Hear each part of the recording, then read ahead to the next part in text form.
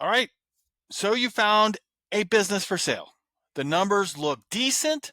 The seller story checks out. But what if the entire industry is a ticking time bomb?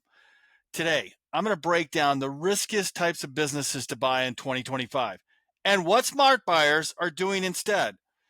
If you're serious about buying a business, you need to know which ones are dying. Let's go. Hi, I'm John Stoddard. I've reviewed hundreds of deals, helped raise over 50 million, and I've coached first-time buyers who closed over 33 million deals. This isn't theory. This is no fluff, no BS. Today, I'm bringing you real talk straight from the trenches. Let's talk about the businesses that might look great on paper, but could wreck your finances post-close. Let's take a way zoom out. 2025 is wild. AI and automation are eating low margin businesses alive. The Fed won't commit to a direction, and inflation still looms. Supply chains are fragile, and our relationship with China. Consumer behavior is changing faster than ever. Sustainability, rising compliance costs. It's not all doom and gloom. But if you're not paying attention to the macroeconomic shifts, you'll buy a business that's already halfway off the cliff. You need to play offense and defense. Here are 4 industries that you should throw up red flags in 2025. Number 1, brick and mortar retail. Unless it's specialty or backed by strong online presence, skip it. Margins are shrinking, rents are high, foot traffic is inconsistent, and Amazon is the big gorilla still lurking. I saw a student almost buy a boutique chain in a mall-based location. Gorgeous interiors, 15 years in business, but 70% of their sales happen to be in-store. No e-com, no email lists. That's not a business. That's a risky gamble. Number 2, traditional media and print advertising. Legacy media is getting crushed. Local newspapers, direct mail, niche magazines, they're dying slow, kind of expensive deaths. Ad dollars are flowing to Meta, Google, TikTok, and CPMs are trackable. ROI is immediate. No business wants to wait 3 months for a print ad to maybe convert. I looked at a direct mail ad business in 2024. 1.5 million in revenue, 30% margins on paper. Looks solid, but their top 5 clients were already testing Facebook and email. That's not just risk. That's off a cliff. Unless you're planning to pivot them into a full stack digital marketing, skip it. 3, manufacturing. Now this is debatable. This is with outdated tech. Not all manufacturing is bad, but manual, labor-heavy shops without automation. You're buying a future CapEx hell. I looked at a deal that my student shared with me is a $4 million in revenue, $500K in SDE, but every machine was 25 years old, and the owner was the only one who could operate half of them. The second he walked away, the whole thing would implode. Number 4, high-churn, low-margin service businesses. Cleaning, staffing, junk hauling, anything where turnover is brutal, margins are thin, and customers are flaky. It can work, but you better have a rock star operator, airtight systems, and a war chest for hiring.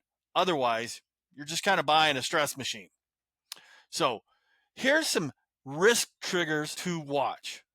What makes these businesses extra risky? Here's a few patterns. One is owner dependency. If the seller is in the business, you should walk. Number 2, lack of a tech adoption. No CRM, no automation. You can't scale it. Number 3, doesn't mean you can't add it. You got to price that risk valuation in. Weak customer loyalty. If it's month to month, all one-time transaction, I mean, I got to go get a new customer every month. Good luck keeping cash flow steady. And rising regulation, labor laws, ESG, data compliance. That's like a lot of businesses in California. One of my podcast guests bought and then sold a landscaping business because the California forced him to go to electric on the lawnmowers. Keep costs. Don't play the game where the rules are being rewritten right under your feet. If you sense that's happening, you need to pass.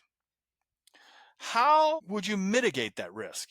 If you really want to buy one of these, here's how you stack the odds in your favor. Due diligence like a brain surgeon. Tear apart the P&L, get bank statements, tax returns, and customer churn data. Ask for 3 years of data, not just the sunny story trailing 12 months that makes it look bigger. Bring in your SMB deal team, CPA, legal, M&A advisor. You won't be able to spot all the red flags yourself. And negotiate structure over price. Ask for more seller financing or earnouts or contingencies tied to post-close performance.